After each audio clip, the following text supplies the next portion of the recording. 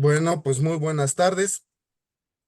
Sean bienvenidos a este curso de 3 días que tendremos estos 2 lunes, el de hoy, el de la siguiente semana, y el martes de la tercera semana, de la cuarta semana de este mes, en donde vamos a ver, bueno, les voy a presentar más bien el trabajo que hice para doctorarme en estudios mesoamericanos, un trabajo al que le invertí pues 6 años de mi vida, tomando los dos de pandemia, y en donde me enfoqué a analizar unas partes muy interesantes, muy obscuras y que casi nadie se ha aventado de un documento prehispánico muy importante que es el Códice Borgia, en donde analicé la parte central de ese documento, 18 láminas que componen la parte central, que pues es la más interesante, pero también es la parte más oscura, más complicada de este documento. Como vamos a ver, pues no muchas personas han hablado de esta sección y los que han hablado, pues los que más tinta le han invertido, pues son alrededor de 60 páginas para una sección de la que yo hice casi 500, pero bueno, este, pues también somos hijos de nuestro tiempo. Y ¿Por qué gracias no? a los avances que tenemos actuales en torno a cuestiones de iconografía prehispánica, pues es que podemos avanzar ya un poco más aceleradamente. Bueno, entonces, esto fue lo que yo trabajé por 6 años para doctorarme y pues ahora se los presento. Yo sé que es un tema complicado porque pues es una cuestión de iconografía y vamos a analizar unas láminas que pues no son nada fáciles de estudiar, pero bueno, haremos lo mejor posible y como siempre, en los cursos o en nuestros recorridos, saben que si tienen alguna duda o alguna pregunta, pues basta que alcen la mano para que yo les pueda dar la palabra y poder aclarar esas dudas. Entonces, pues vamos a empezar. Agradezco mucho a los que se conectaron y los que se siguen conectando. Espero que ya no tarden todos, si no se van a perder la primera clase. Y bueno, el Códice Borgia es un documento, uno de los pocos documentos prehispánicos sobrevivientes a la conquista. Eh, este pertenece a un grupo de códices que se llama, pues, del mismo modo. De hecho, este códice es el epítome del grupo, que es el grupo Borgia. Este nombre de grupo se lo da Seller a una serie de 5 documentos que comparten algunos contenidos mánticos. Por lo mismo, tanto el códice Borgia como los otros códices pertenecientes a ese grupo pertenecen a la serie de códices que se conocen como Tonalámatl. Es decir, estos documentos están enfocados, están especializados para el calendario ritual de 260 días. Este no, sí tiene algunas cosas vinculadas con el solar, pero el Tonalamat se enfoca, se especializa en el calendario ritual de 260 días.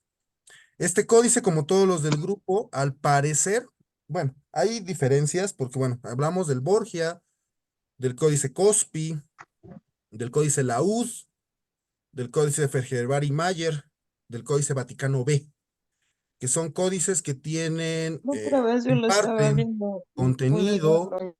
eh, y, y ese contenido compartido pues los hace entrar en esta categoría de Tonalalamat porque pues abarcan parte de este contenido compartido pues es referente al calendario ritual de 260 días.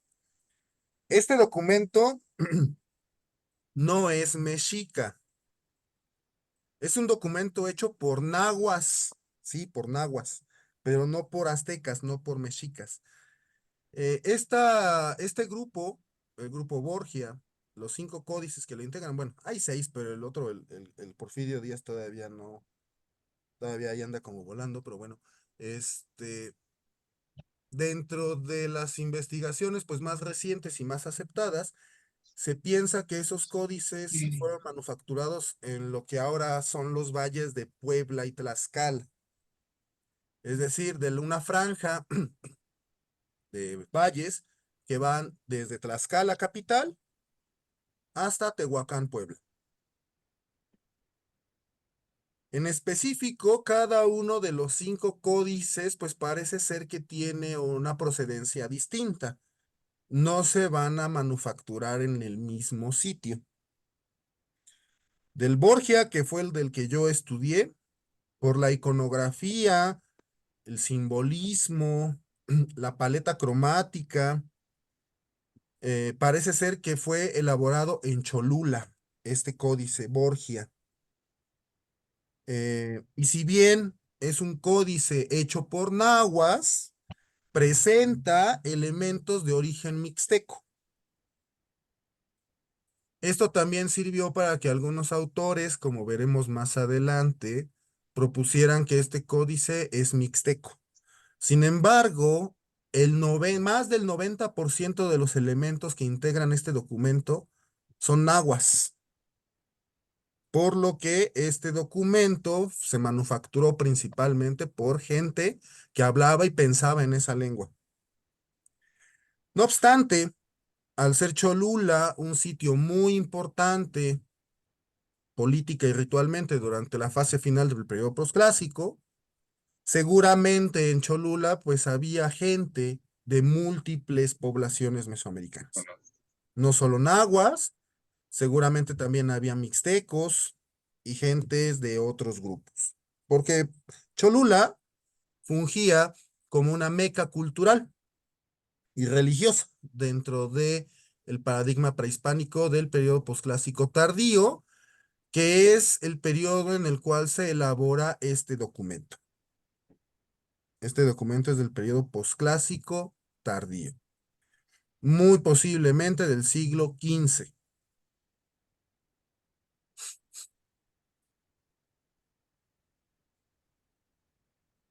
Y bueno, no son muchos los documentos que sobrevivieron. Tenemos 4 documentos mayas, 5 documentos del grupo Borgia, 7 documentos prehispánicos. Entonces, pues son alrededor de 15 documentos de esa época los que sobrevivieron a la conquista, que se conocen actualmente. Tal vez haya por ahí más escondidos en archivos, sobre todo los archivos parroquiales. Muchas veces los archivos parroquiales son más bien siempre los archivos parroquiales son un relajo. Y hay muchos archivos parroquiales que no se han visto, que no se han analizado en 200 años desde la época de la independencia. Es igual y por ahí hay algo perdido. Pero bueno, hasta ahorita pues se trata en general de unos 15 documentos de índole prehispánica que sobrevivieron a la conquista. Y respecto al Borgia, pues sus datos técnicos aquí los tenemos. Se trata de un documento mántico calendárico, como les mencioné, conocido como Tonalámatl, palabra en lengua náhuatl conformada por los vocablos tonali, que significa día y por extensión destino, y amatl, que pues una forma genérica de poderle entender, pues es libro. Por lo que literalmente sería libro de los días o libro de los destinos.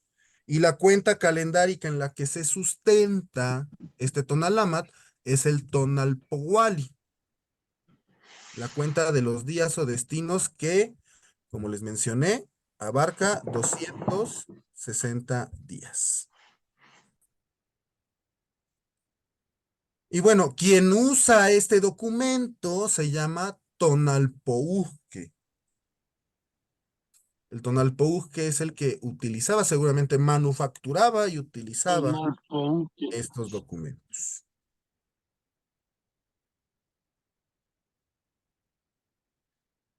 Bien, a nivel físico, el códice Borgia se va a conformar de 15 segmentos unidos de piel de cérvido. para conformar una tira de 1034 centímetros de largo, plegada en 76 láminas, cada lámina de 27 por 30 centímetros. Algo muy interesante, y como demostró la doctora Ana Díaz y también la doctora Katarzyna Mikulska, es que el Códice Borgia se trata de un documento modificado. Originalmente eran dos códices, y estos dos códices pues se van a trabajar, se van a arreglar para que eran, bueno, eran códices distintos producidos por separado y que posteriormente se van a unir con un agregado para formar el códice que nosotros conocemos. Eso es bien interesante. Sin embargo, si bien sabemos que hay muchas láminas borradas o modificadas de los códices que le dan origen, pues sí tenemos todavía parte de las partes originales, valga la redundancia, de esos dos documentos. Digamos, son 15 tiras, 15 segmentos de piel. Las tiras 1 a 7 formaban el primer códice o el primer manuscrito, y las tiras 12 a 15 formaban el segundo manuscrito. El agregado van a ser las tiras de la 8 a la 11. Esas son las tiras nuevas, que como vamos a ver, pues conforman parte de la sección central. Estos documentos se leen o se interpretan de derecha a izquierda y de abajo hacia arriba, con escenas divididas en cuadretes en rojo y en posición horizontal, salvo la sección central, que esa se tiene que poner en vertical para poderla analizar. También posee una paleta de colores muy variada, con distintas tonalidades de rojo, negro, amarillo, azul y verde. Ya hay estudios técnicos hechos en Italia, en donde pues ya se han analizado los pigmentos que conforman la paleta de colores de este documento, y pues vamos a tener que todas son colores orgánicos para poder hacer este códice.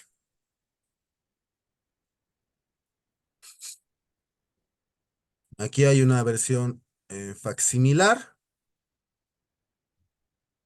de este documento. Se han hecho varias versiones facsimilares. El original se encuentra en la Biblioteca Vaticana actualmente y no es fácil que lo anden prestando.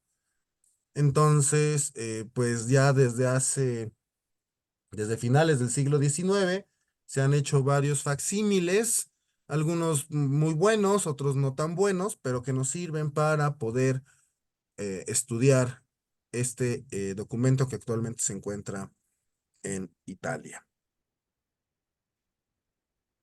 Ahora, si bien lo que me tocó a mí analizar es la sección central, pues no es lo único que conforma este códice. Este documento está formado de varias secciones o de varias partes. La primera de ellas es un tonalamat inextenso. Abarca de las láminas 1 a la 8, y ahí vamos a tener los 260 días, que empieza aquí abajo a la derecha en cocodrilo y termina 8 láminas después arriba a la izquierda en flor, con 260 días, y los vaticinios para esas 260 días. Los vaticinios son los que se ubican, los recuadros grandes que se ubican en la parte superior o inferior de cada lámina. El resto de cuadritos corresponde a cada uno de los días del calendario. La siguiente sección es sobre los dioses de los 20 signos de los días. Aquí aparece, por ejemplo, cocodrilo con una entidad Tiene varios nombres, Otontecutli es una de estas, este, o también el Huehue, el dios viejo, que es con el que se inicia la cuestión del calendario. Y por ejemplo, acá arriba tenemos Flor con su deidad patrona que es Xochiquetzal. Entonces de aquí son 5 láminas, que serían de la 9, 10, 11, 12 y 13.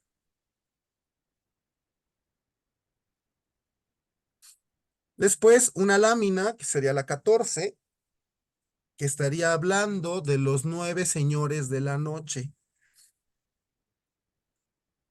Que bueno, eso es algo que Brotherson empezó a mover en los años 60, pero yo creo que ahorita ya se tiene que modificar eso porque los 9 señores de la noche parece ser que no es tan correcto, pero bueno, eso ya sería tema de otra discusión. Pero bueno, hasta ahorita eh, los que han analizado el documento pues mencionan que esta lámina, la 14, corresponde a la aparición de los 9 señores de la noche.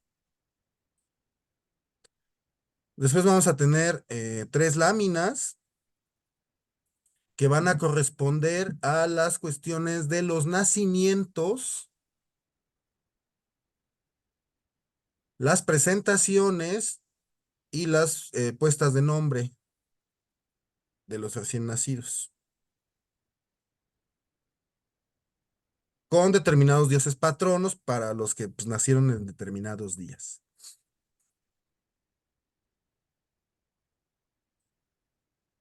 Después vamos a tener, arriba tenemos la parte final de la cuestión de los nacimientos, y ya en la parte de abajo vamos a tener una imagen, yo creo que es de las más famosas, de Tezcatlipoca, donde cada parte del cuerpo de Tezcatlipoca y de sus atavíos está relacionado con uno de los 20 signos calendáricos. Aún no sabemos muy bien para qué sirva esto, pero pues ahí está. Le sigue una sección bastante extraña de 8 rituales, 4 láminas, cada lámina presenta 2 rituales, están pareadas, o sea, digamos, aparecen en forma de opuestos complementarios en cada una de estas láminas. Y son 8 rituales que pues todavía no sabemos a bien a qué corresponden. Hay varias hipótesis, pero bueno, no nos vamos a detener por el momento en ellas, porque pues no es el tema de este curso. Después viene una lámina muy interesante que está vinculada a las cuestiones de la cacería del venado.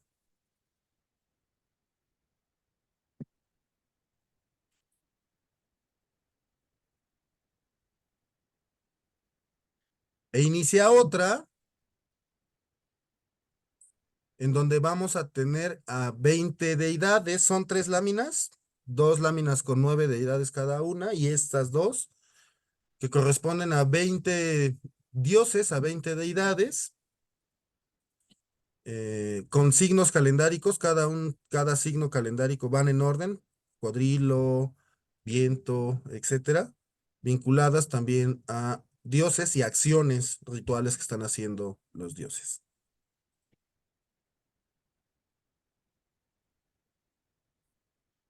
Después sigue una sección de una sola lámina que nos presenta, parece ser, eh, los dioses principales de los 4 rumbos vinculados a una fecha 10 temblor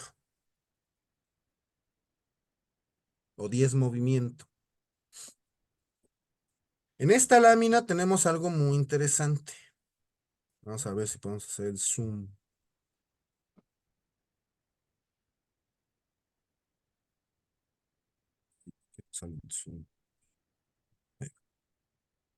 Ahí está. Aquí tenemos una glosa. Esta es una glosa del siglo XIX.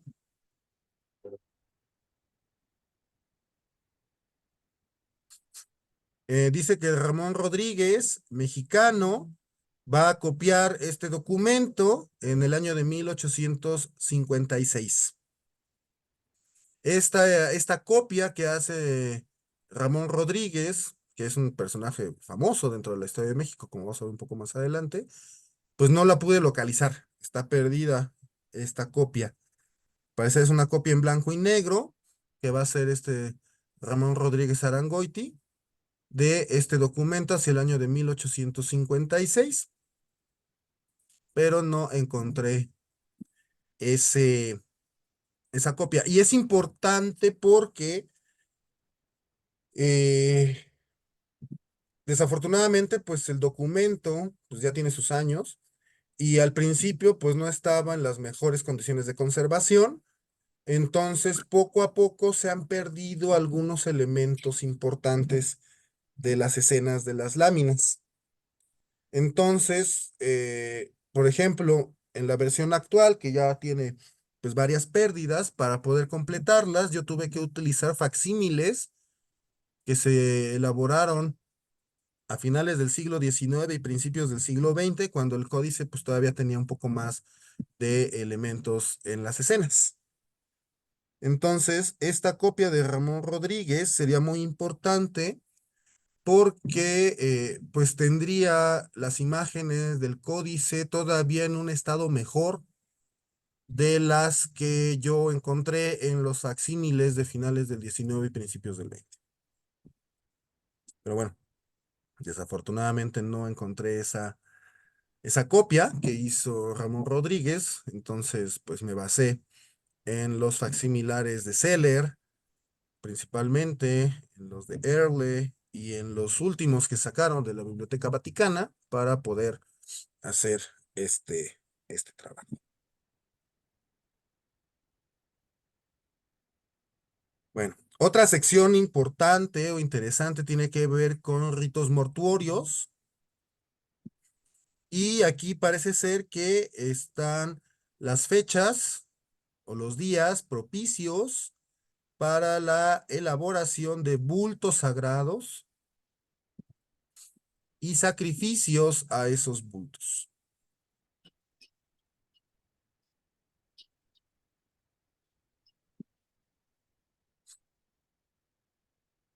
Después viene una sección interesante donde son dos láminas, que serían la 27 y la 28, en donde aparecen representaciones de Tlaloc, 5 Tlalocs por lámina, aludiendo evidentemente de entrada a los 4 rumbos y al centro, pero también a otras cuestiones vinculadas con la agricultura.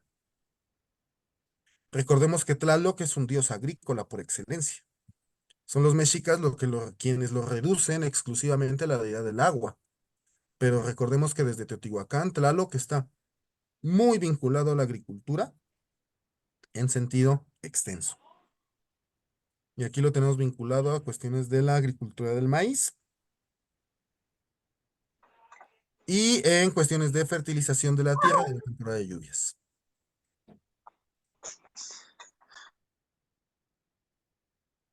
Después viene propiamente la sección que yo analicé de 18 láminas que van de la de lámina 29 a la 46. Todo eso es una sola sección.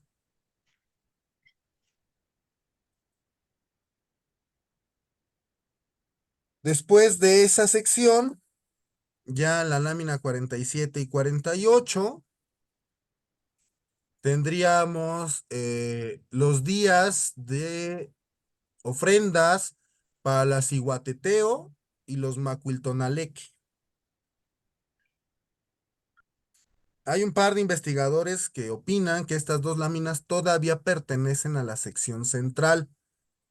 Sin embargo, ya la disposición es distinta, como vamos a ver. Estas láminas se presentan en horizontal con los recuadros en rojo que les platiqué, a diferencia de las láminas de la sección central que se tienen que posicionar en vertical para poderlas analizar y que no tienen cuadretes en rojo porque cada escena está pintada en toda una sola lámina.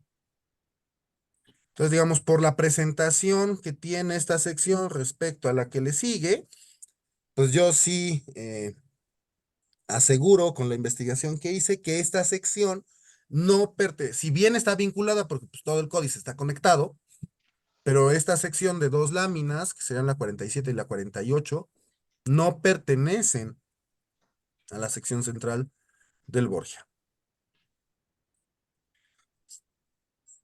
Después viene otra parte muy interesante. Esta sección la analicé en mi tesis de maestría, que son 5 láminas de la 49 a la 52, 4, perdón, en donde van a traer, son las láminas correspondientes a los 4 rumbos. Al rumbo oriente, al norte, al poniente y al sur.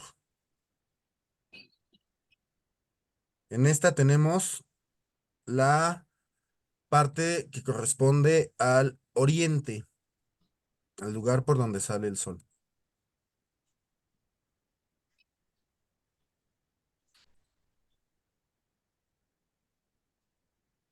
Después tenemos esta lámina, que también es interesante porque nos presenta la parte central de los 4 rumbos anteriores. Aquí está la parte central, que estaría representando la cuestión de Cholula.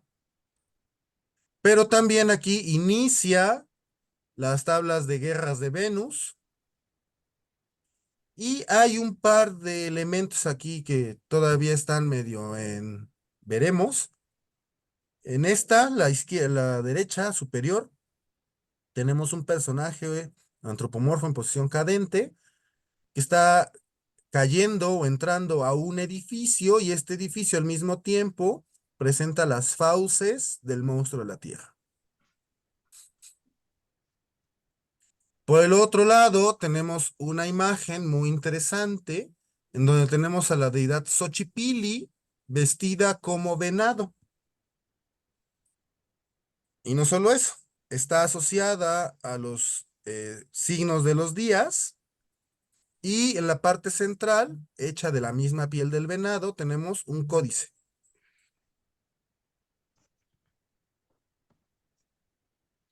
Entonces, esta lámina que sería la 53, pues sí no sabemos bien todavía porque presenta elementos de 3 partes distintas del documento.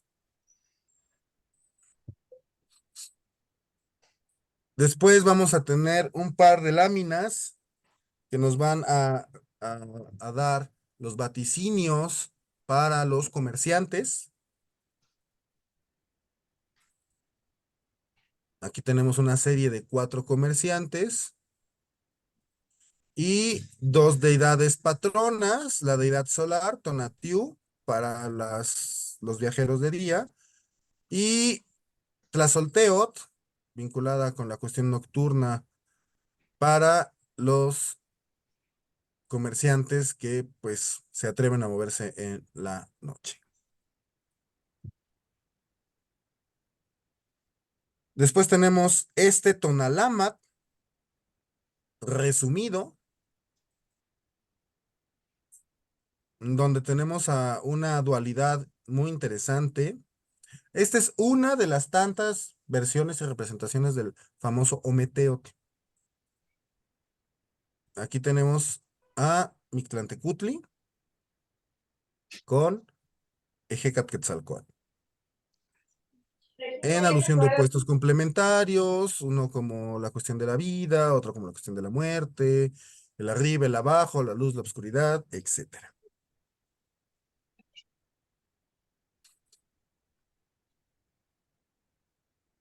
Después tenemos una parte bien interesante, 3 láminas que nos van a hablar de los matrimonios, de los vaticinios matrimoniales.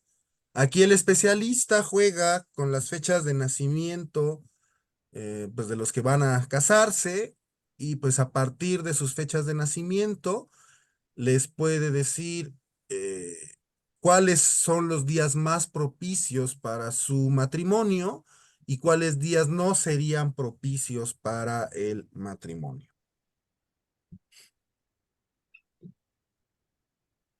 Después tenemos una parte bien interesante, creo que es de las que más se ha estudiado junto con el Tonalámatl in extenso de las primeras 8 láminas, en donde vamos a tener las fiestas de las trecenas.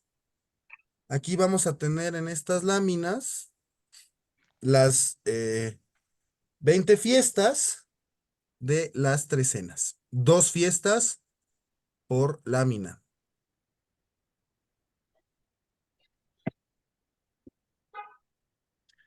Después tenemos una sola lámina que está vinculada o que muestra los sacrificios que se tienen que hacer de manera rutinaria a este quinto sol, al Olinto Natiu,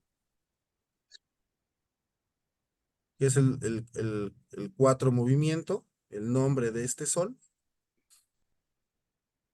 Y aquí tenemos este personaje zoomorfo, fantástico, descabezando una codorniz para alimentar al sol cada mañana, con sus volátiles. Está una cuestión muy interesante esta lámina, pero es una sola.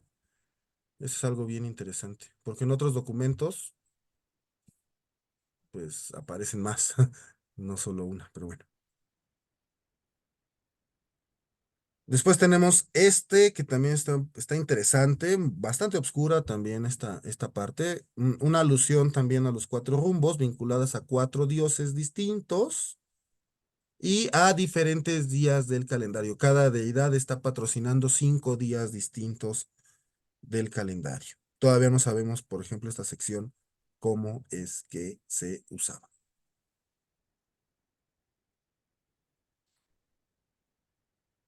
Después tenemos otro tonal Powali resumido, con las mismas personajes, nada más que ahora en posiciones opuestas. De este lado tenemos al Mictlantecutli, del otro lado tenemos al Ejecatquetzalcóatl.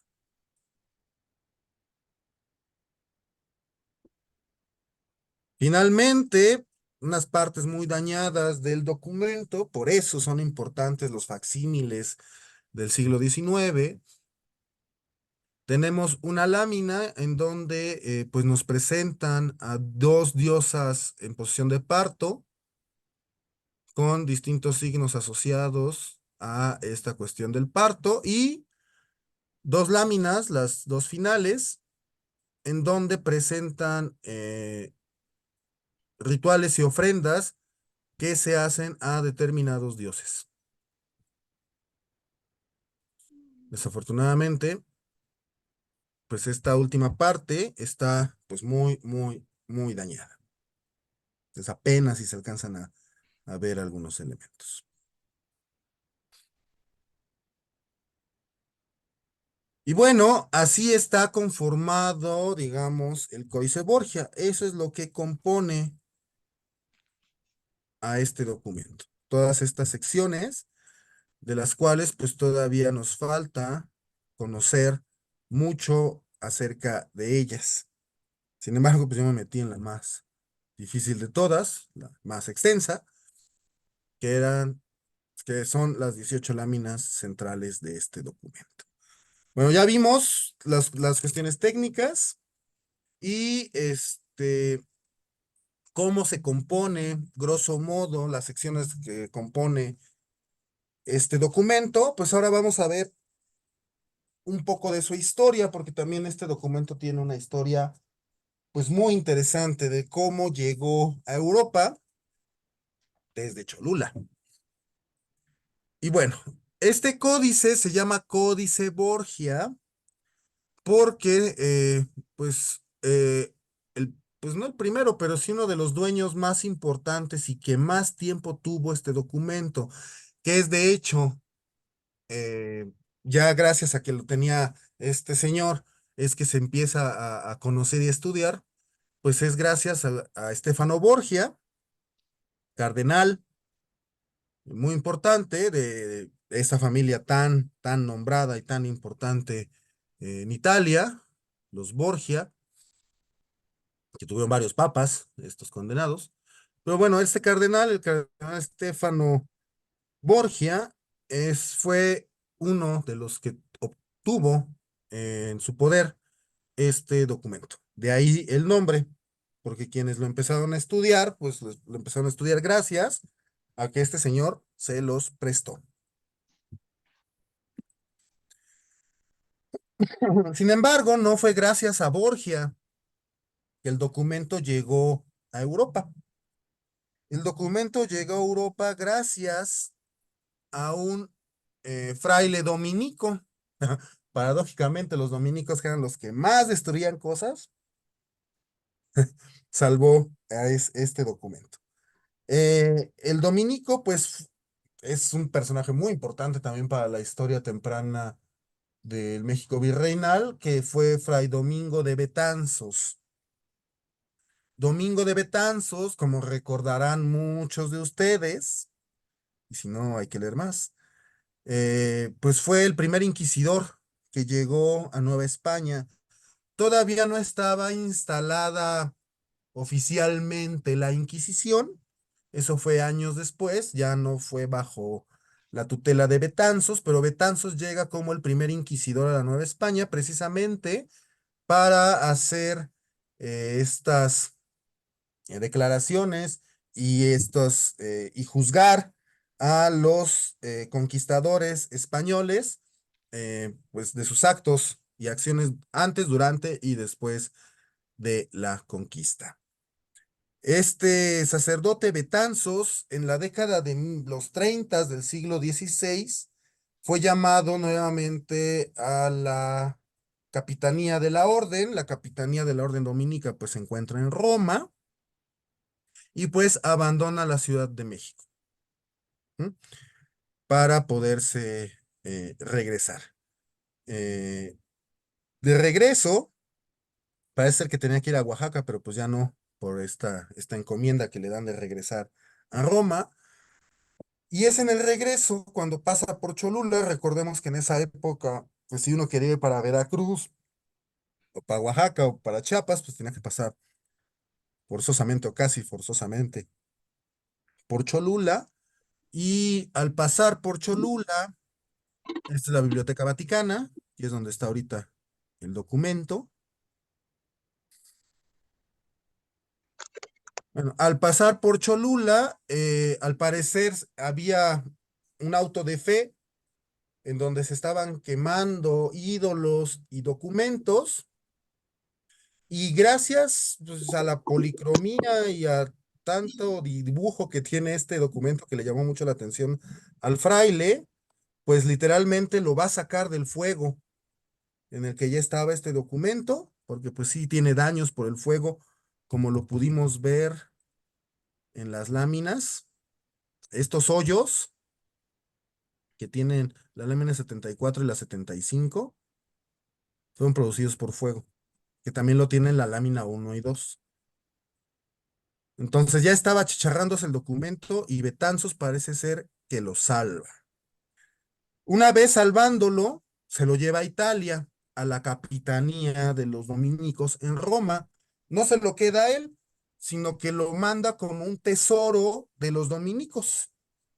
Y bueno, algo muy interesante es que también tenemos otra glosa.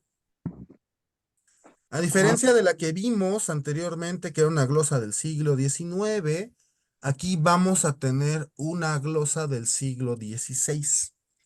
Esta glosa muy posiblemente fue hecha por el mismo Betanzos, que trataba de explicarle a sus compañeros de orden parte del contenido de este documento. La glosa dice: "Inqueste carte sono i giorni della settimana, verbigracia, domenica, lunes". Y después vienen los signos de los días con los nombres, con la glosa. Y algo interesante es que la glosa está hecha para pronunciarse en italiano. Por ejemplo, aquí para Miquistli está escrito Michistli, porque pues la CH en italiano suena como K. Entonces, pues parece ser que Betanzos trataba de explicar un poco el contenido de este documento. Le falló porque pues aquí no vamos a tener los días de la semana. Recordemos que los frailes, pues para poder analizar las culturas que estaban evangelizando, pues se basan en lo que ellos conocían y pues ellos no tenían ni idea y si la tenían, pues no les importó de que la forma de contabilizar el tiempo en el mundo prehispánico pues era distinta. No obstante, pues ellos trataron de traducirla a como ellos la traían, por eso se piensa, por eso Betanzos escribe aquí, habla de los días de de la semana, empezando el domingo, después lunes, etcétera. Pero bueno, este documento eh, estuvo ahí en las arcas, digamos, de los tesoros de la Orden Dominica, pues por lo menos unos 150 años. Hasta que un capitán de esta orden, ay, ahorita se me acaba de ir el nombre de este capitán, pues ahora sí parece ser que lo saca de los tesoros, cuando se movían los tesoros, porque pues, se movió la orden, su capitanía se fue de Roma a Boloña, y en el traslado, digamos, de tesoros de la orden, este capitán de la orden dominica, pues va a ver el documento y pues ahora sí lo va a guardar para sí. ¿M? Y es gracias a que sale de los tesoros de la orden dominica que va a poder llegar a manos de Stefano Borgia a finales del siglo XVIII.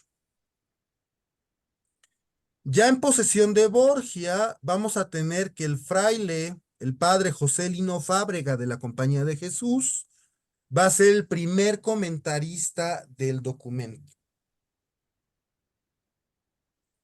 Va a tener este texto en italiano. Este texto en italiano es de 1790, de finales del siglo XVIII, pero pues literalmente el documento está perdido, escondido dentro de la biblioteca borgiana, y no es hasta 100 años después prácticamente, bueno, no tanto, como unos 70 años después, que se va a dar a conocer gracias a Alfredo Chavero y Francisco del Paso y Troncoso, que van a conocer el documento de Lino Fábrega en italiano y van a hacer la traducción al castellano. Y con este sería el primer documento que va a estudiar este códice Borgia. Sin embargo, no va a tener facsímil, es decir, no va a ser una copia del documento, solamente va a ser la interpretación y el análisis.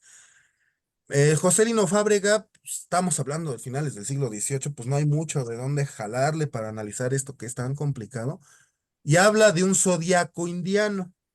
Y para José Lino Fábrega, pues todo el códice Borgia o este códice borgiano, pues gira en torno a los astros y a lo que sería el zodiaco para los prehispánicos.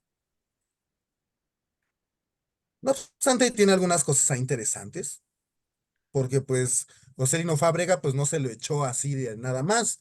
Él estuvo leyendo, evidentemente, leyó a Sagún, leyó a Torquemada, leyó a casi todos los frailes del siglo XVI y pues también a muchos jesuitas que habían sido expulsados, como Carlos de Sigüenza y Góngora, que tenían textos que hablaban sobre el mundo prehispánico. Hasta el mismo Alfredo Chavero tenía textos al respecto. El facsímil, este facsímil se va a hacer hasta ya un poco más tarde. Con Earl se va a hacer uno de los primeros facsimilares, pero bueno, primero son los de Kingsburg, aunque el primero sería el de este Ramón Rodríguez, pero bueno, está perdido. Pero vamos a tener varias copias del documento. Para 1810, el barón Alexander von Humboldt va a estudiar el códice. Él acababa de regresar de México y todavía este documento estaba en la biblioteca del cardenal Borgia. Y después del análisis de Humboldt, Humboldt va a nombrar el códice como Velletri. Y así es como se va a publicar.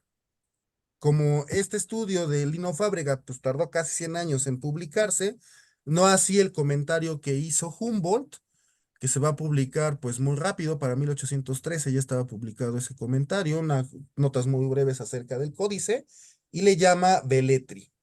Y sería, digamos, el primer comentario publicado en torno al Códice Borgia alrededor de 1810, 1813. Después, aquí vamos a tener los buenos, para mediados del siglo XIX, vamos a empezar a tener los facsimilares de Ginsburg. Lord Ginsburg, británico rico, que se puso a hacer facsímiles de muchísimos documentos prehispánicos que lo llevaron a la ruina. No obstante, gracias a los facsímiles de Ginsburg, pues es que tenemos noticias y tenemos detalles que ahora están perdidos de muchos documentos prehispánicos. Y entre los documentos que va a publicar ya de los finales, pues va a ser precisamente el Códice Borgia. Un año antes de ese facsímil había otro que también lo publica Ginsburg, de Agostino Aglio, y son los facsímiles pues más antiguos que se conocen junto con el de Ramón Rodríguez. Y aquí está, este Ramón Rodríguez Arangoiti, que va a ser un copista de este documento hacia 1856, en blanco y negro parece ser que es la copia, ya vimos la glosa. Algo bien interesante y que seguramente muchos de nuestros colegas guías ya sabían, es que Ramón Rodríguez Arangoiti era cadete del Colegio Militar de Chapultepec durante la invasión norteamericana. Siléncienme, por favor, sus micrófonos para que no se cuele el espantoso ruido a la clase.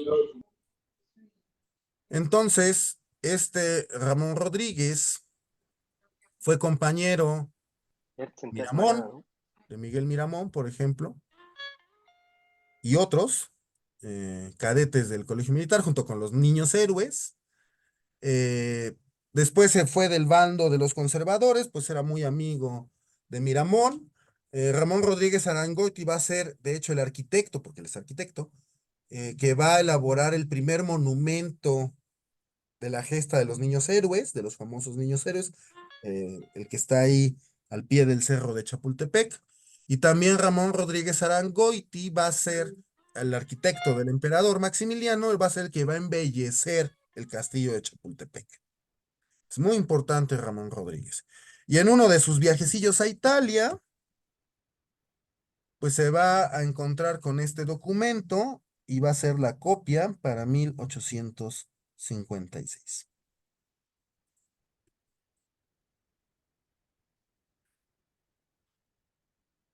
Y bueno, después viene Franz Earl, que va a ser uno de los mejores facsímiles del documento, acompañado de un comentario muy breve de Franz Earl, y patrocinado por el duque de Lobat. ¿Quién del duque Lobat? Este señor patrocinó la elaboración del facsímil. Y es uno de los mejores facsímiles que existen hasta hace algunos años, que sacó la Biblioteca Vaticana uno, pues muy reciente. Y pues es de los que más se usan. A Son ver, 9, son 12. esperen un segundo que voy a sacar gente que no apaga su micrófono.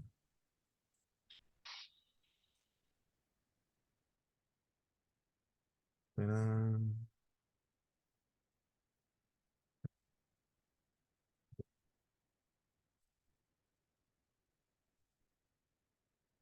Ahora, aquí está otra vez Betanzos y aquí está el códice en el fuego porque Franz Earl es el que opina precisamente esta cuestión de que es el mismísimo Betanzos quien en Cholula salva este documento de un auto de fe.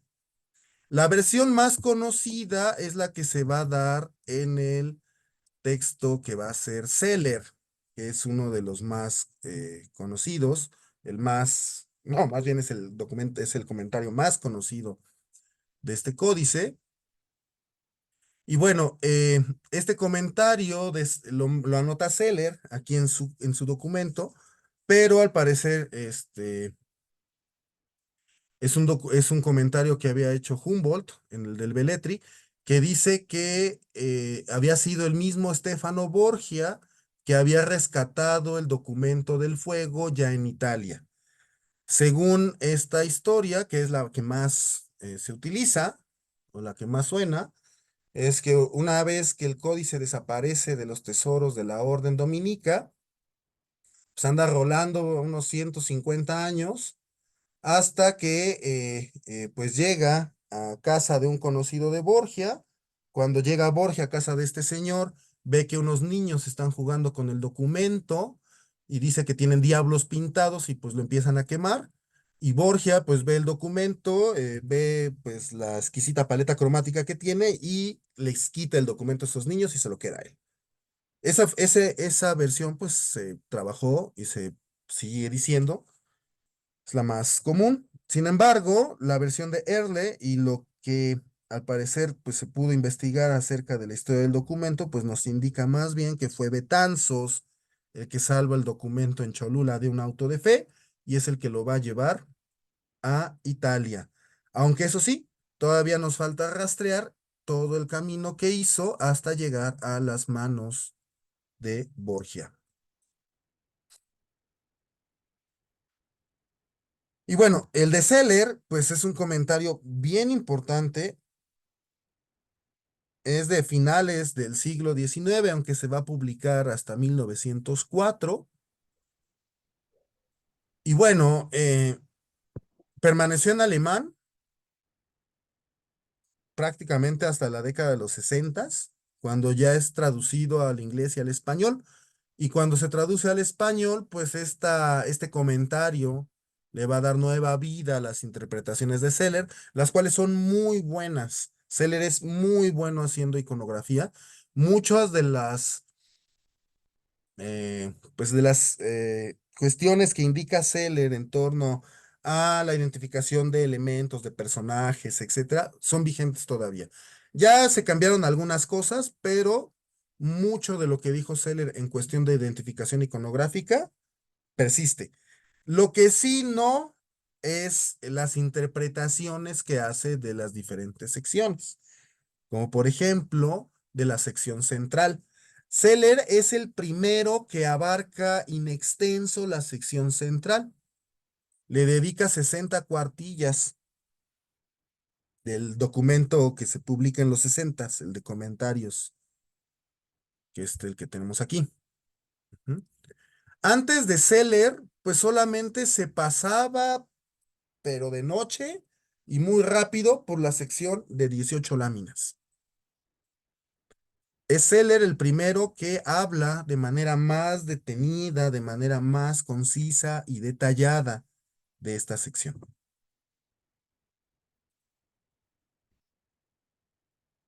Y bueno, Seller pues es un maestro de la arqueología, entonces para su análisis y sus comentarios, él va a utilizar principalmente pues elementos arqueológicos descubiertos hasta finales del siglo XIX.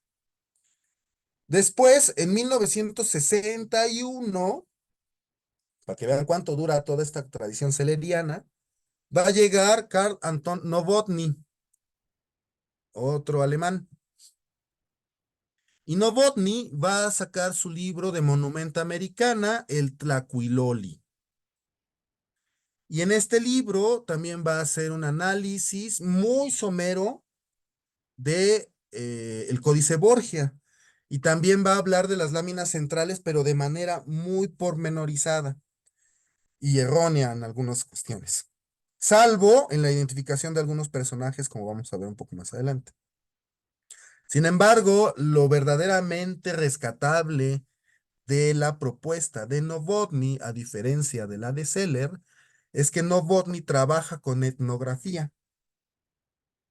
Él trata de rastrear los elementos que aparecen en el Borgia y que todavía podrían ser utilizados dentro de comunidades originarias.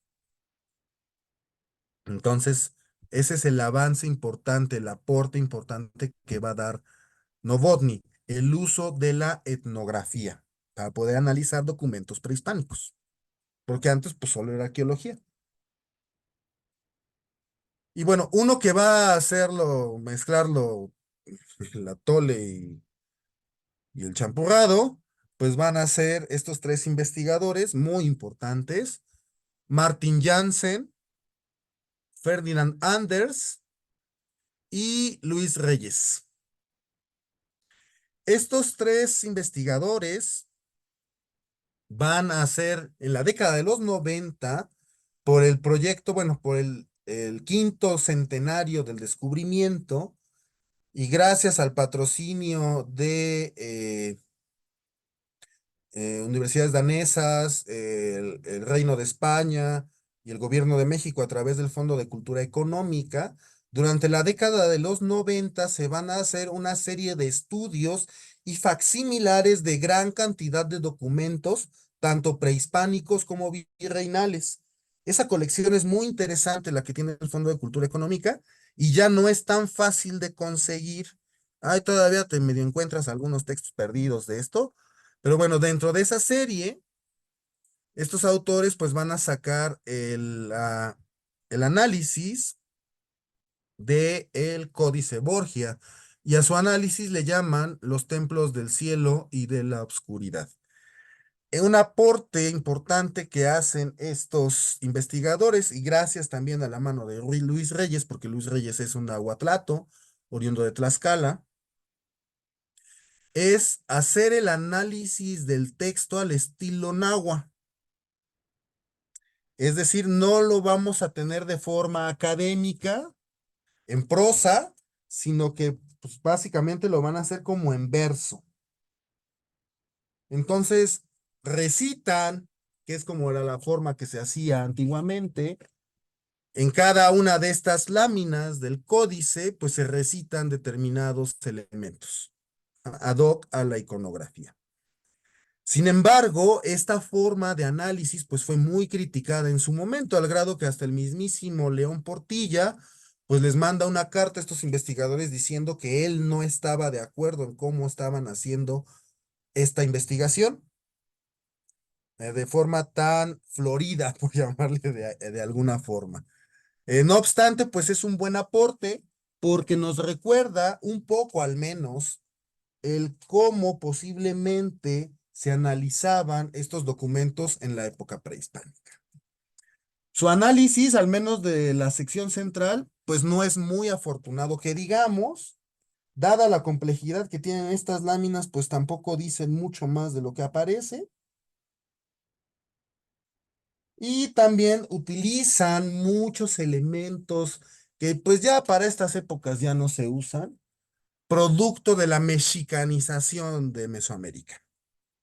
A pesar de que este documento, como ya mencionamos, no pertenece a la tradición náhuatl mexica, se utilizan para esta versión, pues sí se utilizan algunos elementos vinculados a lo mexica, a lo azteca.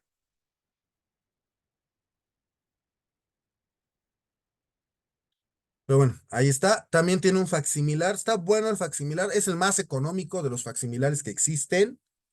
Entonces, pues si tienen el chance, pues consíganlo. Vale mucho la pena. Porque los otros facsimilares sí son muchísimo, muchísimo más caros. Al menos este, si lo logran conseguir, pues yo creo que ahorita estará como entre 1,500, 2,000 pesos. Si lo encuentran con revendedores, pues seguramente más. Pero bueno, este trae esta versión, esta explicación, pues trae un facsímil bastante, bastante bueno, que no trae las medidas originales, no son láminas de 27 por 30, son un poquito más pequeñas, pero bueno, nos ayuda mucho para poder hacer el estudio de este documento. Después, bueno, llega una investigadora de la Universidad de Florida, la doctora Susan Milbrat. Ella es mayista y se especializa en cuestiones de calendario maya. Pues entonces, como dicen, zapatero a sus zapatos, entonces mucho del análisis que hace Milbrat sobre la cuestión del Códice Borgia, es calendárica y a partir de lo maya. Entonces, muchos de los resultados que aparecen aquí, pues no son realmente convincentes. Sin embargo, un aporte de Milbrad es que, pues gracias a las fechas que aparecen, evidentemente, dentro de la manera prehispánica, pues ella trata de interpretarlas, de decodificarlas. Y Milbrad es quien nos dice que este documento pues fue elaborado en la década de los 60 del siglo XV. Ahí están los dos textos más importantes. Este es el más reciente, el de Heaven and Earth in Ancient Mexico, Astronomy and Seasonal Cycles in the Codex Borgia, y el Decoding de Codex Borgia. Estos son como los más importantes respecto a este documento, pero pues les recuerdo, zapateo a tus zapatos, Milbrad analiza mucho de esto a partir de lo maya, lo opuesto a lo que se hizo con Anders y otros. Pero bueno. Después viene el texto de Juan José Batalla.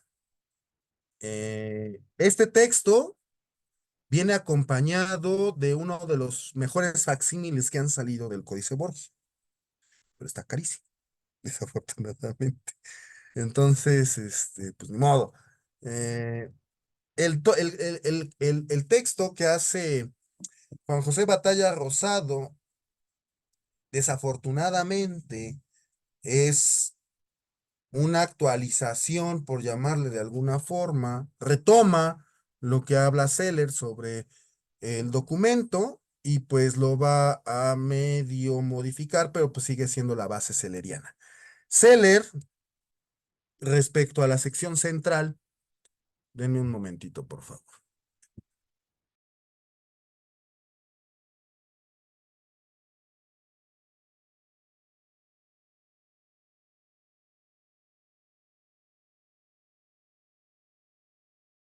Ya. Seller, respecto a la sección central, habla del viaje de Venus por el inframundo.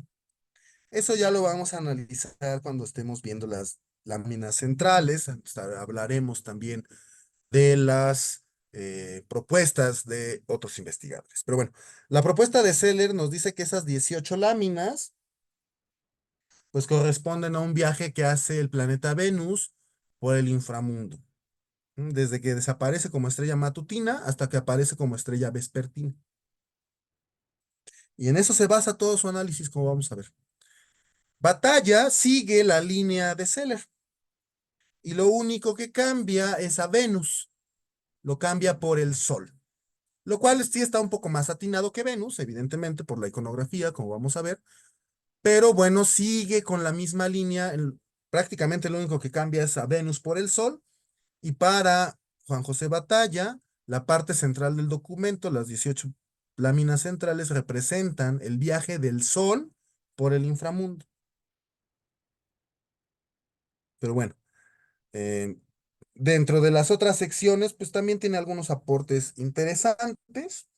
No es un análisis muy concienzudo, es básicamente un comentario nuevo gracias al facsímil que se empezó a hacer por parte de la Universidad Complutense de Madrid y la Biblioteca Vaticana. Entonces, para que el facsímil viniera con un estudio, pues se le da a Batalla Rosado esa tarea de hacer un comentario para ese nuevo facsimilar. Y bueno, finalmente, que es de los textos publicados más también conocidos, pues va a llegar la doctora Elizabeth Boone. Elizabeth Boone es arqueóloga, es muy buena, es muy interesante de sus propuestas. El único fallo que tiene para mí Boone es que pertenece a la corriente semasiográfica galerciana. Esta corriente semasiográfica pues nos indica que la iconografía, por su mismo carácter icónico, pues puede ser interpretado en cualquier lengua. Cosa que pues yo y muchos otros colegas no compartimos, porque esa iconografía, esa iconología, pues está decodificada gracias a un sistema de pensamiento que está basado en una lengua concreta. Pero para Milbrad, la iconografía mesoamericana, pues tanto la podemos interpretar en náhuatl, o en maya, o en español, o en inglés. Gracias a esta cuestión semasiográfica que puso muy de moda Joaquín Galarza durante la década de los 80s, y tiene pues toda una escuela alrededor de esas hipótesis. Sin embargo, algo muy importante que va a tener Boone dentro de su análisis es que Boone va a agarrar todo lo que se había escrito antes, digamos, y va a tomar lo bueno o lo que a ella le parece lo conveniente y lo que no, pues no lo va a tomar. Y algo muy interesante de Boone es respecto a la sección central de este documento, es que ella va a empezar a proponer pues los análisis recientes a partir de los estudios iconográficos que se han hecho en las últimas décadas. Sin embargo, se queda corta porque para estas 18 láminas, para algunas sí tiene comentarios extensos, sobre todo para las primeras 4 láminas, en donde coincido con su interpretación, como vamos a ver más adelante, pero hay algunas que ni siquiera toca, que se pasa de noche. Y hay otras en donde su comentario es mucho, muy breve y pues no tan ad hoc con lo que se muestra en la iconografía. Sin embargo, es un aporte importante precisamente porque hace un resumen de estos avances que se han hecho en las últimas décadas en torno a la iconografía y propone, aunque sean muy cortas en algunos casos, nuevas interpretaciones a las que siempre se habían masticado, que eran las interpretaciones de Seller o las interpretaciones de Jansen, Martin y Reyes García o las de Novotny, etcétera. Con Boone tenemos finalmente aire fresco en la cuestión del análisis iconográfico de esta sección central, pero como les mencioné, se queda corta. No obstante, lo que tiene es muy bueno y me sirvió mucho para fundamentar lo que investigué de esta sección. Sin publicar, pero lo pueden conseguir en línea en TesiUNAM. Está la tesis doctoral de Angélica Baena.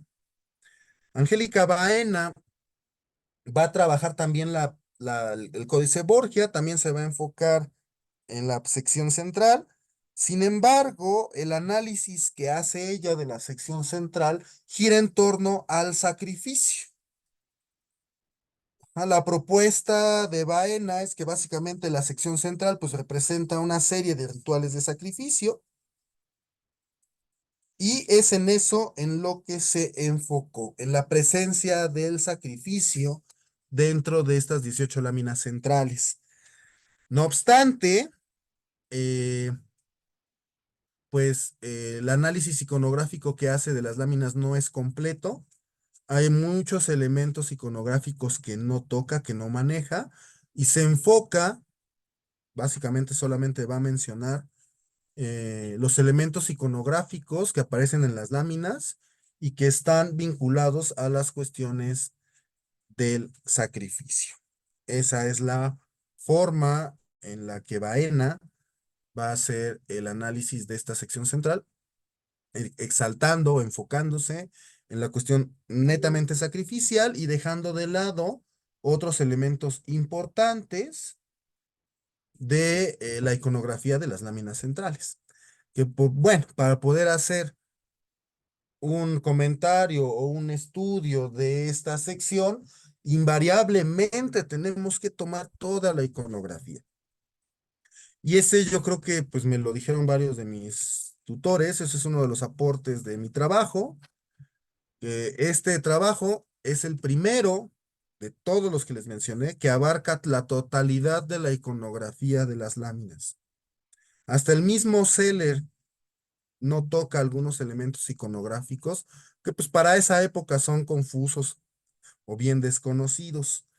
En el trabajo que yo hice, abarco la totalidad de de la iconografía que se presenta en la sección central de este documento. Y bueno, pasemos a esa sección. Esta sección, como les mencioné, consta de 18 láminas, va de la lámina 29 a la lámina 46, con escenas a lámina completa, a diferencia de como estuvimos viendo en las otras secciones del documento, cuyas pues escenas no eran a lámina completa, sino que estaban divididas por estas líneas que formaban cuadros en rojo. Acá no. Acá estas 18 láminas tienen escenas a lámina completa y algunas de ellas, como vamos a ver, abarcan más de una lámina. Son escenas de 2, 3 o 4 láminas. Una sola escena. Pero bueno, eso lo vamos a ver. Su forma de interpretación o lectura es diferente a la del resto del documento, porque las escenas se presentan de forma tal que la interpretación es en vertical y no en horizontal como en el resto del documento. Por su disposición, se ha pensado que se trata de una narrativa de 18 láminas. Sin embargo, propongo que esto no es así, ya que si bien hay relación entre láminas, esta relación no es ni consecutiva ni coherente a modo de una historia con un inicio y un fin, sino que más bien la sección de 18 láminas se compone de 9 o bien de 13 narrativas diferentes, algunas relacionadas y otras completamente independientes. Ese es otro de los aportes de mi trabajo. Todos los trabajos previos abarcaban estas 18 láminas como un continuo, a partir de Seller. Empezaba en la 29, perdón, esta historia de Venus, y terminaba en la 46. Entonces, de la 29 a la 46 era una historia continua.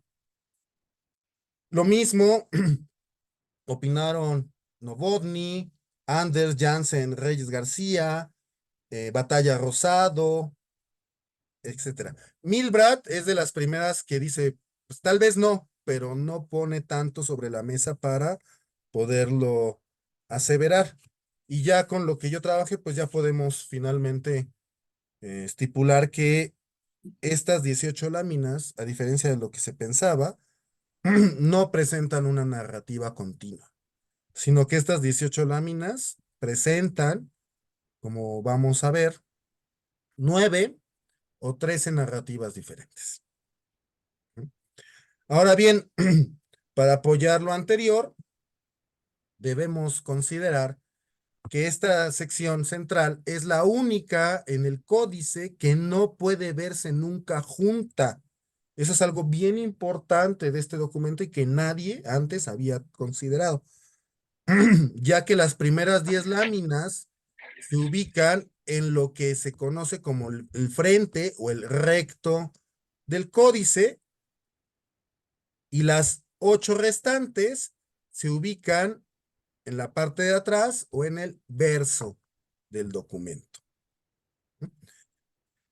Por lo que de entrada, este documento, esta sección está dividida en dos partes que no puede verse completa, porque se debe de girar el documento para ver una o para ver otra.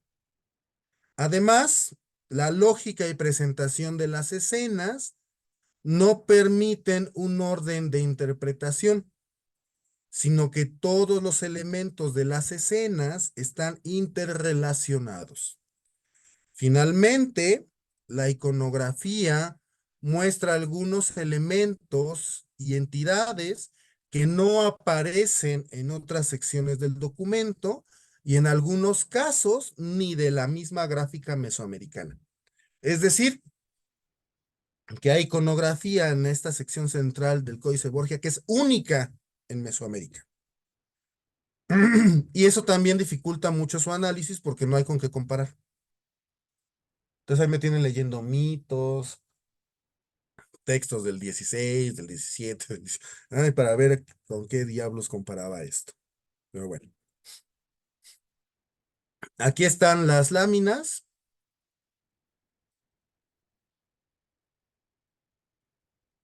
Digamos, esta sería la parte media, el agregado que se va a hacer para que de dos documentos se haga uno. El agregado también abarca las láminas 47 y 48.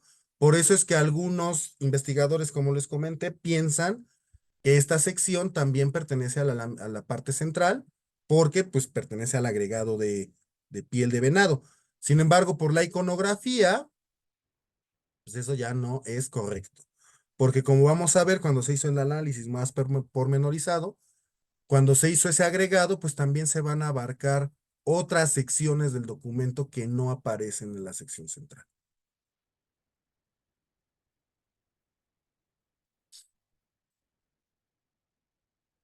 Aquí están las primeras 10 láminas, las que están en el frente o recto del documento. Empezamos aquí. Esta sería la 29, la 30, 31, 32, 33, 34, 35, 36, 37 y 38. Después hay que darle vuelta al documento para poder ver la 39, la 40, 41, 42, 43, 44, 45 y 46. Entonces, nunca vamos a poder ver las dos secciones al mismo tiempo. Nunca. Eso es algo bien interesante, porque nos habla sobre el mostrar y ocultar dentro de la cuestión prehispánica. Y eso nos dice que también, grosso modo, las escenas pues nos hablan de dos cosas distintas. Por un lado, las 10 láminas del recto nos estarían hablando de rituales o de acciones de creación, de conformación del mundo y de los seres de este mundo. Y por el otro lado, las últimas 8 láminas ya nos estarían hablando de rituales hechos o rituales que se deben de hacer una vez que el mundo ya está dado, una vez que el mundo ya se ha manifestado. Pero bueno, eso lo vamos a ver a detalle más adelante. Vean, por ejemplo, aquí tenemos parte de esa iconografía que es única. Uno de los aportes que hizo Novotny, por ejemplo, es darles nombre a estas entidades que tenemos aquí en la parte de abajo y a estas que tenemos en la parte superior. A estas les llamó diosas marco, porque enmarcan las escenas. Aquí está la cabeza.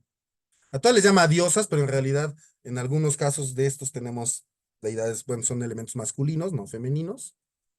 Y las diosas en barra o en tira, Skir Gods, que son estas, que también aparecen eh, mucho en la sección central, pero tanto estas, los dioses marco, como los dioses en barra, son exclusivos del Códice Borgia.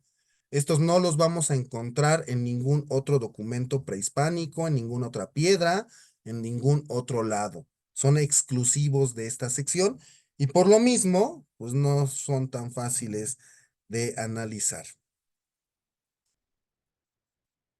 Otros elementos también importantes, pues son los objetos con rostro. Como pudimos ver, también hay varios elementos, por ejemplo, aquí las ollas,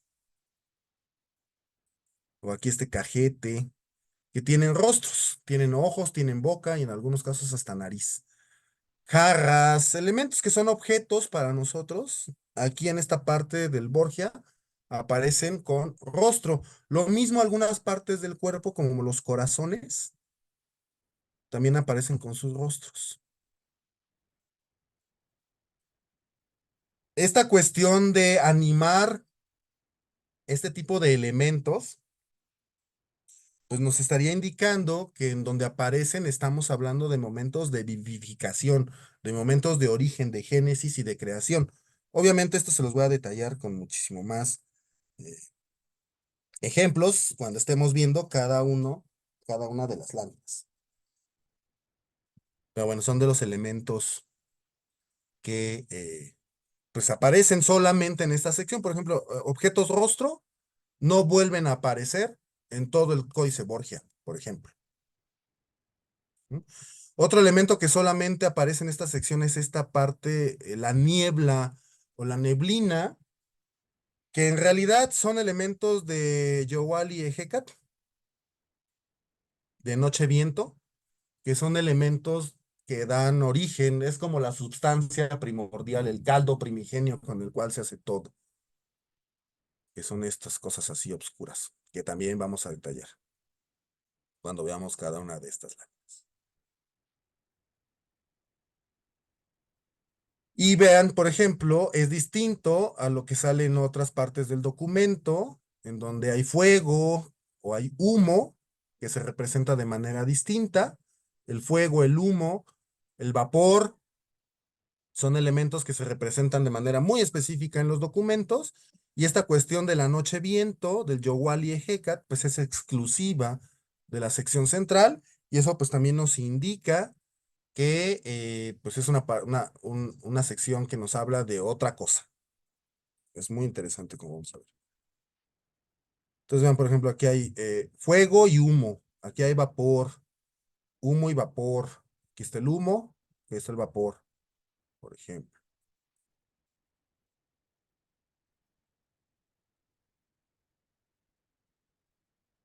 Y bueno, aquí están nuevamente las 18 láminas. ¿Hay alguna duda o pregunta hasta ahorita de esto de las 18 láminas? Todo ha quedado, pues, más o menos claro de los orígenes del documento y esas cosas. ¿Alguien tiene algún Arturo, comentario? Sí, dígame. soy yo. Oye, dijiste diosas Marco y diosas ¿qué?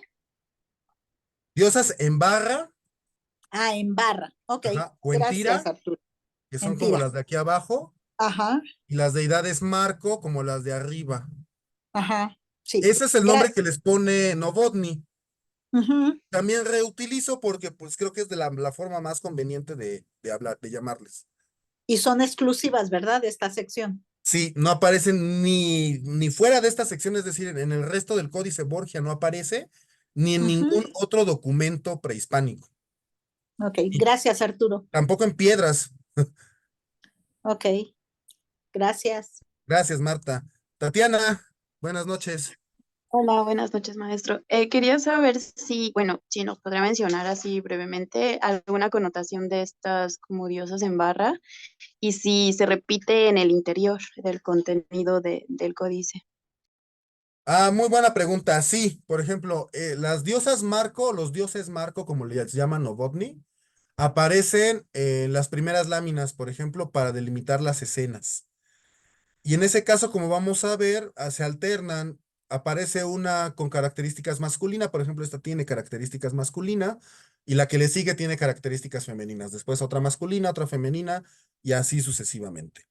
En el caso de las diosas en barra, como las de abajo, eh, solamente esta que vemos en pantalla aparece en la primera parte del documento, en la parte del recto.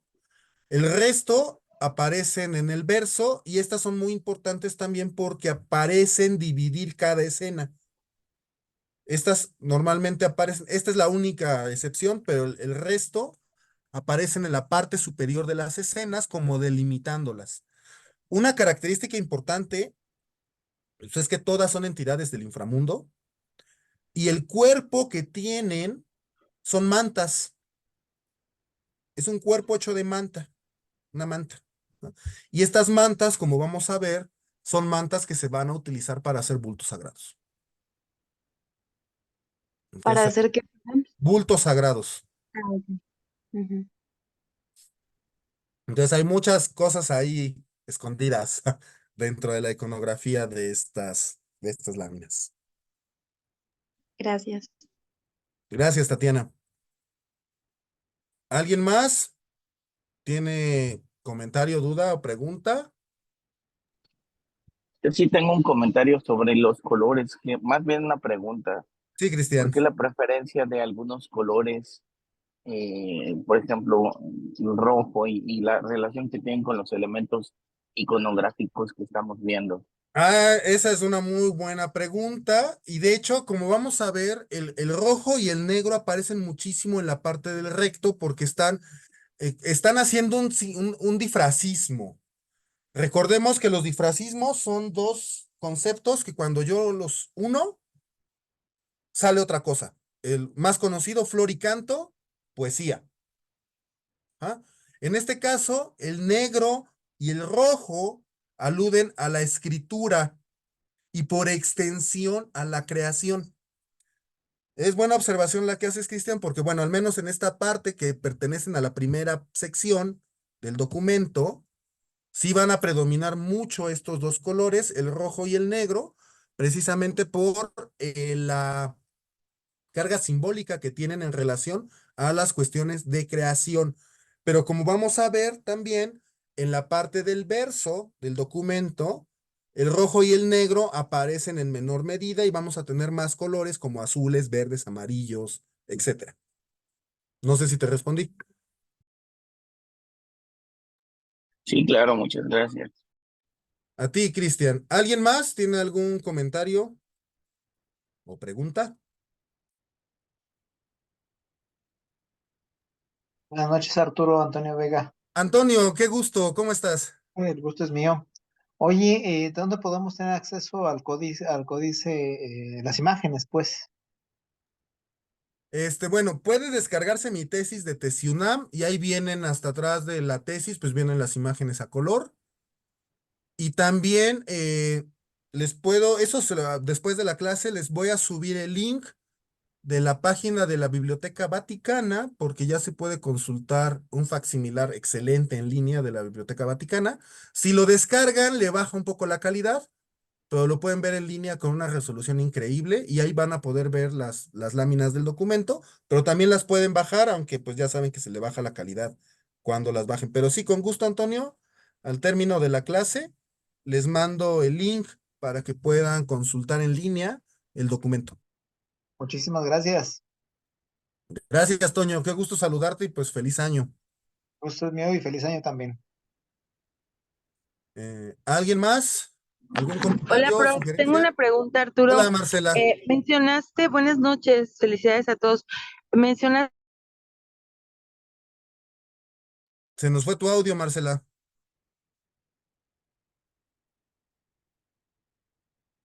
Bueno, bueno. Marcela. Mm, Parece que el audio de Marcela. ¿sí me escuchaste? Ahora sí, ya te escucho, no te escuché nada antes. Gracias.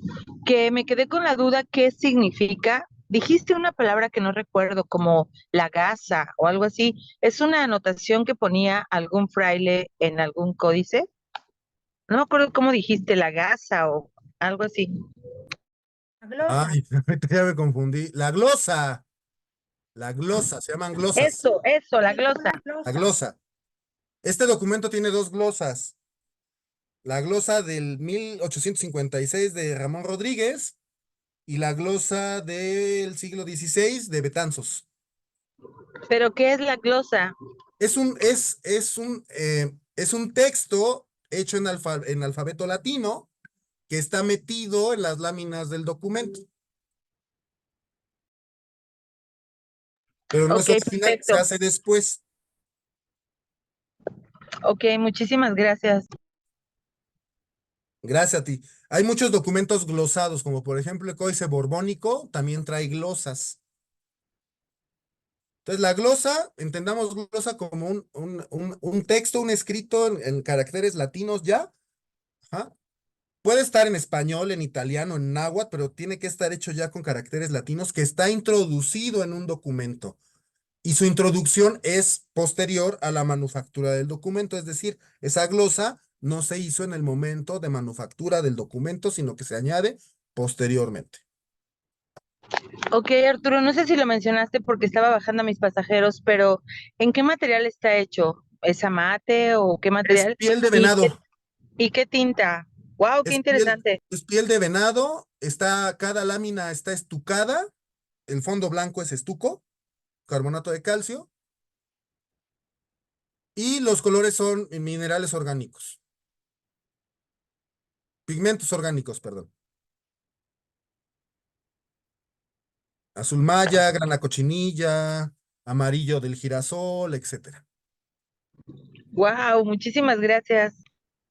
Sí, la próxima clase yo creo que podemos ver los colores del Borgia antes de empezar con el análisis ya de las láminas para ver la composición de esos colores. Ese texto es muy reciente, tendrá como unos 4 años, yo creo, en donde Davide Domenici, Elodie Dupey y un equipo muy importante de investigadores tanto de Italia como de México, pues se dieron a la tarea de investigar los componentes de los colores que se utilizaron en muchos documentos.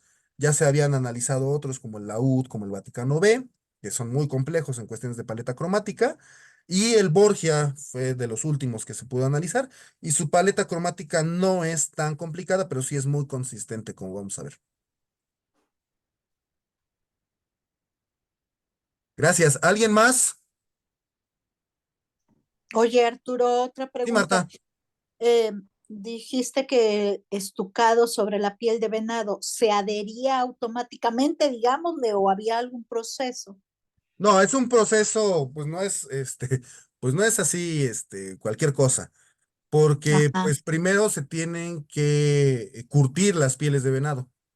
ajá. Ya una vez curtidas, se pliegan y ya una vez plegadas, se doblan a la medida que uno quiere.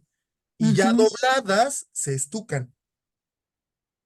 Ajá, pero el estuco se adhiere, digámosle, Sí, se a adhiere, se la pega a piel. la piel Ah, ok. Ujú.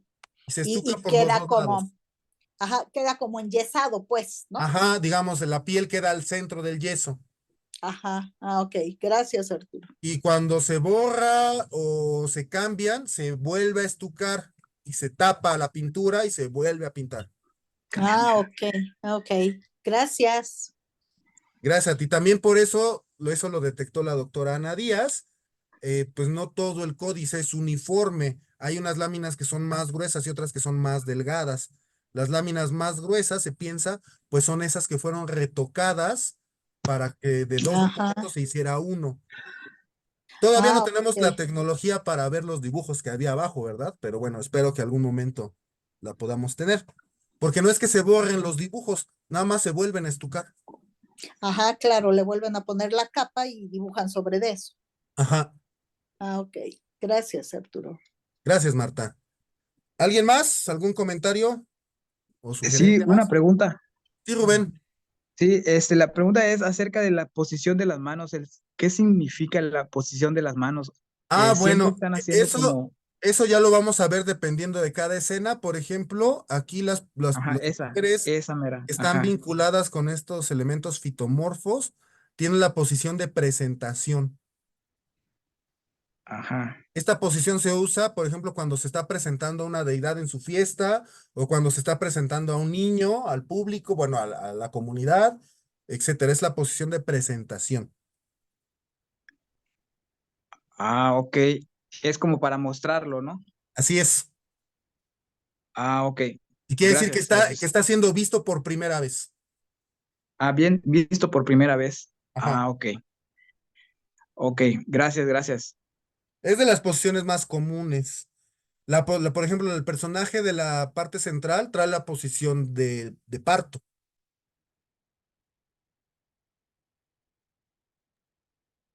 Por ejemplo, Quetzalcóatl, el que sale de los cuchillos, tiene la posición de cadente, de un personaje que va a caer, que está cayendo, que está descendiendo.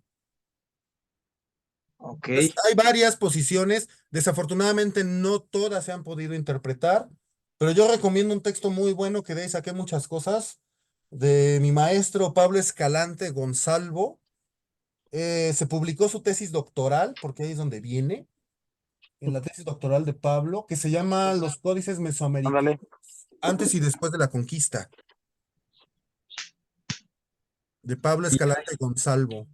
y ahí explica las posiciones de las manos. Algunas, sí. No todas, porque todavía falta mucho, ¿no? Pero algunas vienen ahí explicadas. Algunas posiciones del cuerpo también vienen explicadas. Listo. Ok, muchas gracias. Gracias, Rubén. ¿Alguien más? ¿Comentario? Sí, buenas noches, Hola, profesor. Claudia, buenas noches. Yuping. Comentó sobre vaticinios. ¿Me podría explicar ese concepto, por favor? Los vaticinios son los augurios, pueden ser positivos o negativos, que van a corresponder a cada uno de los días del calendario de 260 días. ¿Cómo los leemos? Todavía no sabemos, esa es una parte complicada. Y en este caso, los vaticinios aparecen en la primera parte del documento, en donde viene el tonalamat in extenso. Ahí es donde aparecen los vaticinios, pero todavía no sabemos cómo utilizar esa parte. Son los chicos. Sí, Métete a la palabra, aguanta la palabra. Gracias. a ti. ¿Alguien más? Pregunta. ¿Alguna duda? ¿Comentario? Hola Arturo. Sí, Bueno, Feli, sí, hola Arturo, buenas noches. hola. ¿Me podrías repetir el nombre de la tesis doctoral de tu maestro? El nombre es Los Mesoamericanos antes y después de la conquista. Ok. Lo edita el Fondo de Cultura Económica. Ajá, ok. Sería todo y muy interesante, Arturo. Muchas gracias. Gracias a ti, Feli. ¿Alguien más? sigue una pregunta de las dos Cristian. glosas que hay. ¿Qué tanto se corresponden a las cuestiones iconográficas eh, que se representan en el códice? ¿O qué tan cercanas pudieron llegar a ser en el momento que se interpretó? Nada. Porque Por un lado, la nada. glosa de Betanzos es errónea porque en una de las fiestas de las trecenas habla de los días de la semana, cuando pues ni siquiera se contaba así. Y la glosa de Ramón Rodríguez, esa glosa más bien nos indica la fecha en la que Ramón Rodríguez hizo la copia del documento, pero no trae ninguna interpretación, ningún análisis a ningún elemento del códice.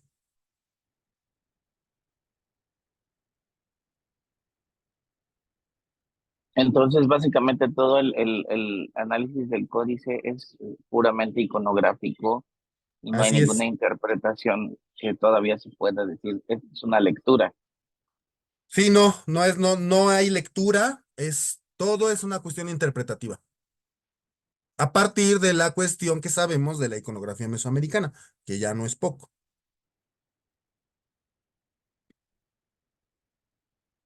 ¿Sí, Cristian? Y sí, muchas gracias. A ti. Paola, ¿cómo estás?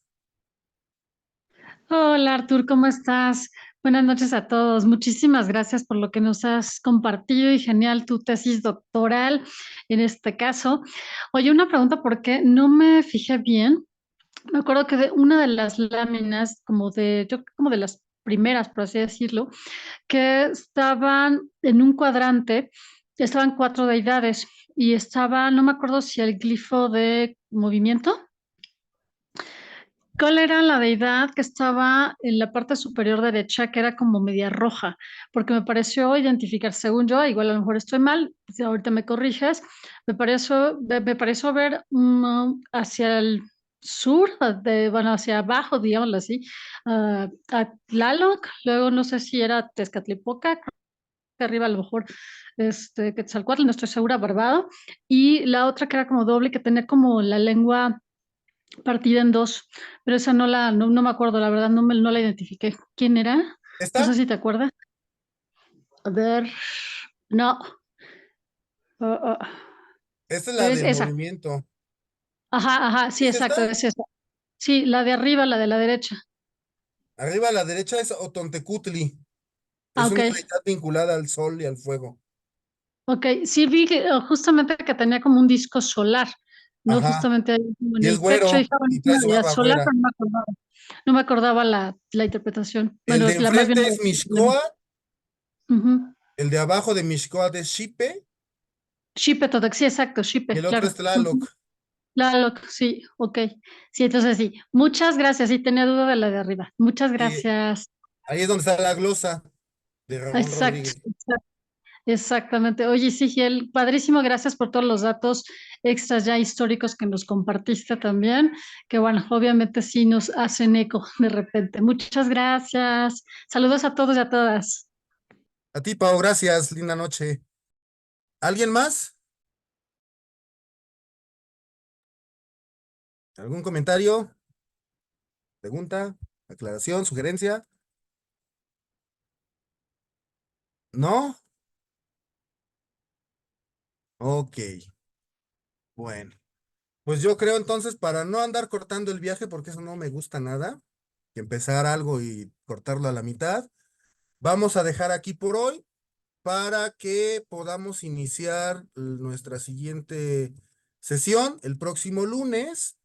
Ahora sí, ya con la iconografía de las láminas, y empezaríamos con esta lámina, que sería la lámina 29. Y bueno, vamos a analizar la iconografía, el simbolismo, y vamos a dar una interpretación de cada una de estas láminas. Y pues también hablaremos del color. Yo creo que es con eso con lo que vamos a iniciar, con los colores del Borgia, que es lo que estaban utilizando los prehispánicos para pintar esto, porque hay muchos colores finos bien, bien bonitos. Ofelia. Hola, muchas gracias, buenas noches, feliz año, felicidades por tu tesis y por compartir tu conocimiento. Me queda la duda, ¿el nombre completo de tu tesis es cuál? ¿Me lo pudieras repetir de nuevo, por favor? Gracias. Es las láminas 29 a 46 del Códice Borgia, análisis iconográfico e interpretación.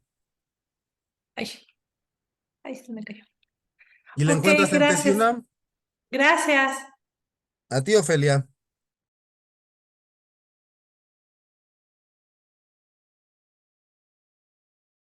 ¿Alguien más? ¿Alguna duda, comentario, sugerencia?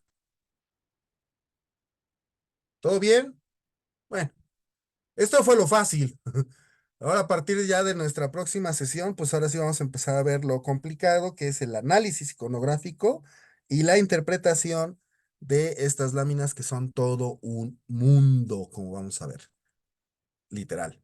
Entonces, bueno, si no hay más dudas o preguntas, pues no me queda más que agradecerles el que estén aquí, el que compartan conmigo este inicio de año con este curso. Ojalá les esté gustando. Muchísimas gracias, y no me queda de otra más que desearles una excelente noche y citarlos aquí para el próximo lunes a las 6:30 para continuar con nuestro cursito de esta sección del Borgia. Yo creo que la próxima clase nos vamos a fletar las 10 láminas del recto. A ver, ojalá y nos dé el tiempo en un par de horas, a ver hasta dónde llegamos. Y bueno, si nos tenemos que extender más, pues lo hacemos, no hay ningún problema a ese respecto. Entonces, bueno, si no tienen más dudas o comentarios, pues les agradezco nuevamente, les deseo muy buena noche y nos vemos por aquí el próximo lunes para continuar con más de esta cuestión del Códice Borgia, que como hemos visto, pues es una cuestión súper interesante de la plástica prehispánica, que pues no se había mucho animado la gente a analizar hasta pues hace realmente poco que se empezaron a hacer propuestas más ad hoc a lo que nosotros pues ya conocemos en torno al mundo prehispánico. Y bueno, todo eso lo aplicaremos en nuestras siguientes sesiones para dilucidar más sobre la iconografía y el simbolismo de estas láminas. Por lo demás, pues muy buenas noches, muchísimas gracias y nos vemos aquí el próximo lunes. Hasta luego. Muchas gracias, Arturo. Gracias, gracias, Muchas Arturo. gracias. Buenas noches para Feliz todos. año. Gracias y nuevamente Gracias, profe, nos felicidades. vemos. Año para todos, muchas gracias. Gracias, buenas noches. Gracias.